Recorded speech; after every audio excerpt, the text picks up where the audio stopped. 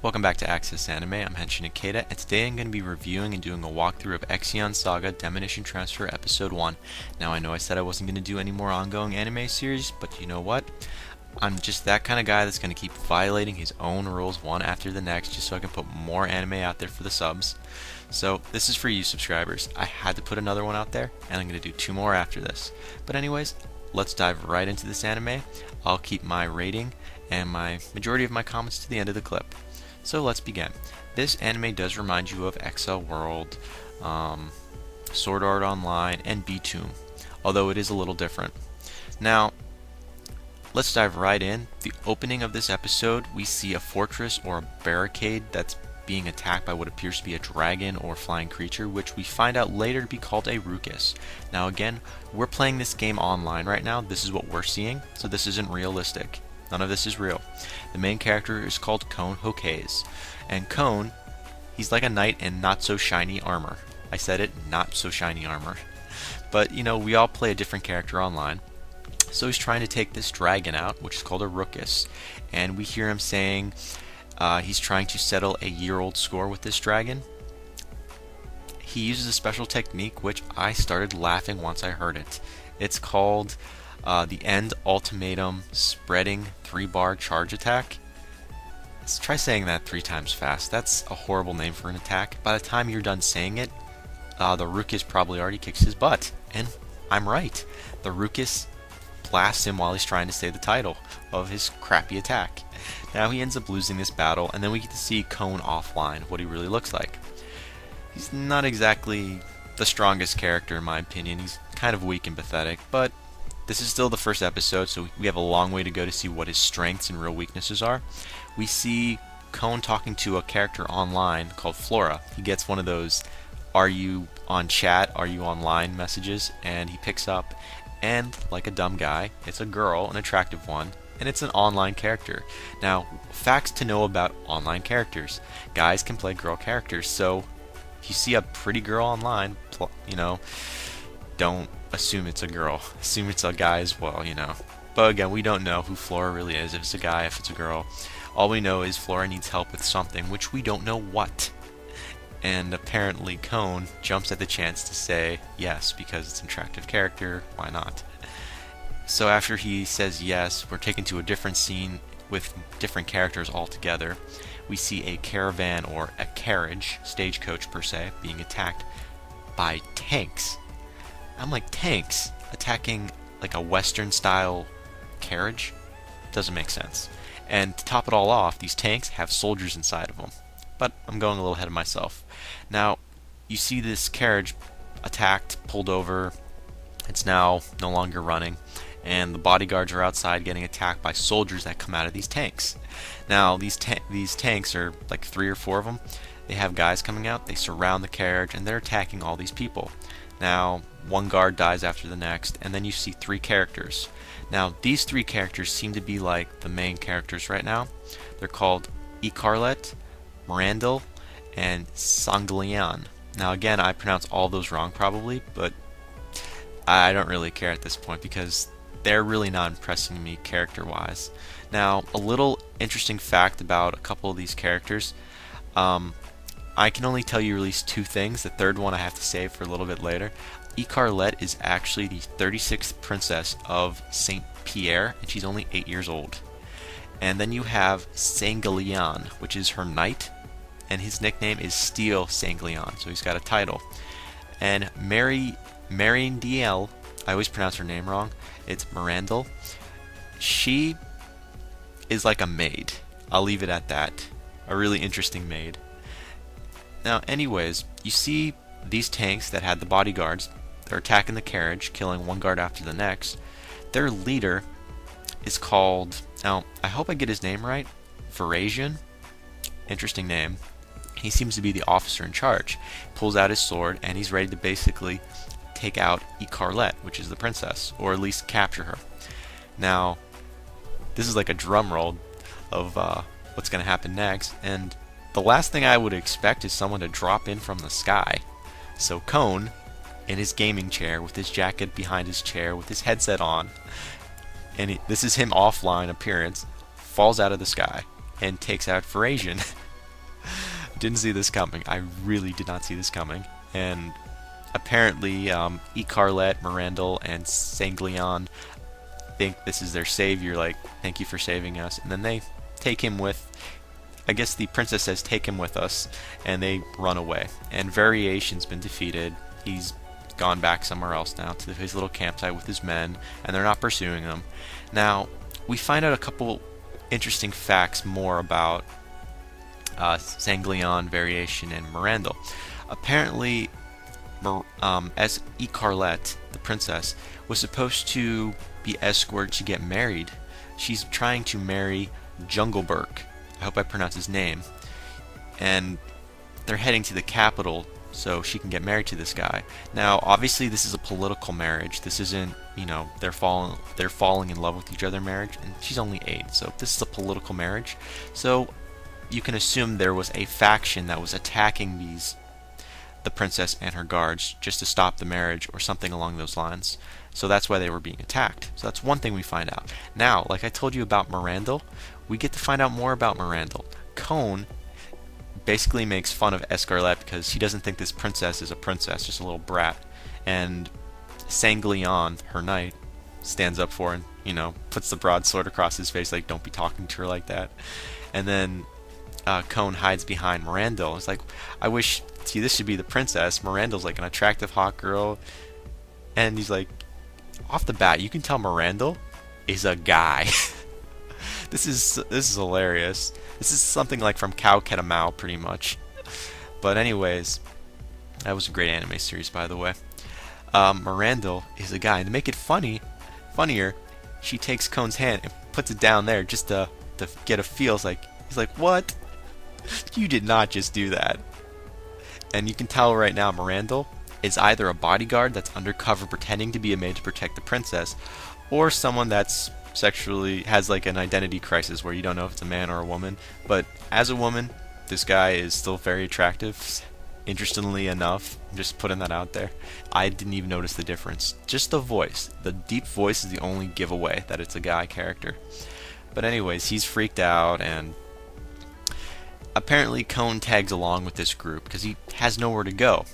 Now, I thought this was kind of interesting. You see Sanglion mention, are you from Elvidia? Then you see one of the, I think it was the princess says, are you from Light of Alma? Now, we don't know what Elvidia is. We don't know what the Light of Alma is. All we know is these characters are on the outskirts of St. Pierre, and they're escorting the princess to get married. That's all we know. And they're trying to question, who are you, Gon? Now, Cone, he doesn't really know what's happening, so he can't really answer any of these questions. So all we know is he's from Shimurajaki. That's where he's from. I hope I pronounced that right. It's Shimorenjaku. That's where he's from, some part of Japan. And these characters are like thinking he's someone special, but later on they find out he's just a normal person, I guess.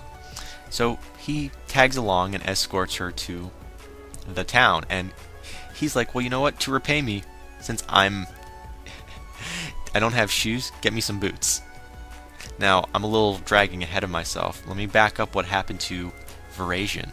He goes back to his camp, and we get to see who the real protagonist is. His name is Dukakis, or as Cone likes to call him later on, Ed, E-D, because his name is Elkepile Dukakis, so Ed, E-D. It's kind of funny. Now, Dukakis was kind of interested because Varasian never has been defeated before, to my knowledge, in this series, so he's intrigued to see who defeated one of his best knights, or his bodyguards, or whatever you want to call him. So now, he's getting everyone mounted up, and they're going to St. Pierre to intercept Cone and everyone else. And we don't get to know the rest of the characters' names that are in Dukakis' group. I think there were 2 names that were shouted that they were talking about, but these guys each have their own background and story, which we know nothing about. But I digress. Let's go back to St. Pierre. Now, Cone, Sanglion, Mirandel, and Icarlet are all in St. Pierre, and they're buying Cone boots because he's got his socks, because remember, he dropped down while he was playing his game and he was online and he was in his bedroom. All he's got is normal clothes, at least present day normal clothes for us, and socks, no shoes. So they buy him boots. And to make it interesting, he's like, you know what? Buy me the most expensive boots you got. And he's got these really screwed up dragon looking boots. Look horrible. But anyways, they're going through town, and Sanglion notices they're being followed by two guards, which are part of Dukakis's group. So they ditch them, and this is where it gets interesting. I'm sorry, I have to say this. Mirandel, this guy slash girl, when they ditch these guards and attack them, I'm gonna call it a she. She pulls out her guns and starts firing, and you're like, wait, this is like in the Middle Ages, and we've got tanks, now we've got guns. This is an online game. This written all over it. This is weird. I think this is the mirror image of whatever game Cone was playing to a point. This is what it feels like. But anyways, they ditch the guards, and now Cone has his own sword now, and they're heading straight into the sewer, it looks like, underneath the city. Now, it looks kind of interesting, because they're going through the sewer, and we don't get to see what really happens. They come up out of the sewer, and Cone is like, he doesn't see anything. He looks through the gate. Now, Sanglion's like, this is too easy. There's no guards. Someone's got to be up. And Cone, like a moron, walks all the way out there. He's like, hey, guys, it's okay. No one's here. And Sanglion's like, okay, let's go. So the group goes to the front of the gates, and then you hear Cone say, no, guys, I lied. There's someone here. It's like, moron. And apparently, Dukakis is caught up, and he's waiting there to take out Cone, who took out Verasion. So he's interested to see, so this is the guy who took out my best knight, or supposedly my best knight. Now, this reminds you of the anime series Titania. Do you remember?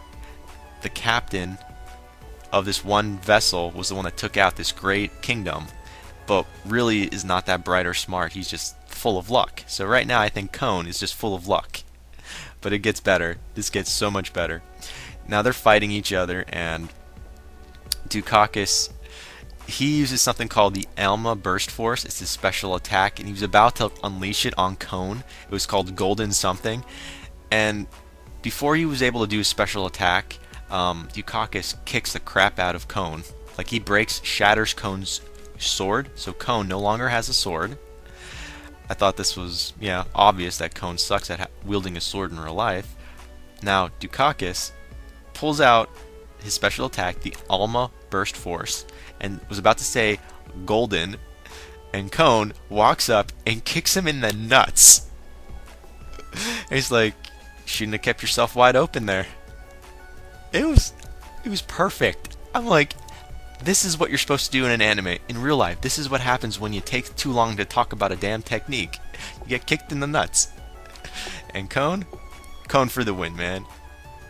I liked it. But that was the end of their fight, and he ends up taking Dukakis' sword as a reward, I guess. He's like, I forget the phrase he used. He's like, spoils of war is what he said. He takes the sword.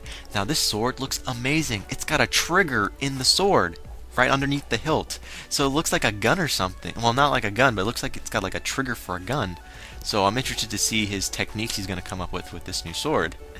So the protagonist has already got his butt kicked, and Cone is now the savior. Now the princess, this is interesting. She rewards Cone by giving him the title of her knight. And Cone's like, I don't want it. I'm just your servant now. And they have like a big argument, and that's generally the end of the series. So right now I'm going to give it a 5 out of 5. I love where this is going, and I thought it was funny.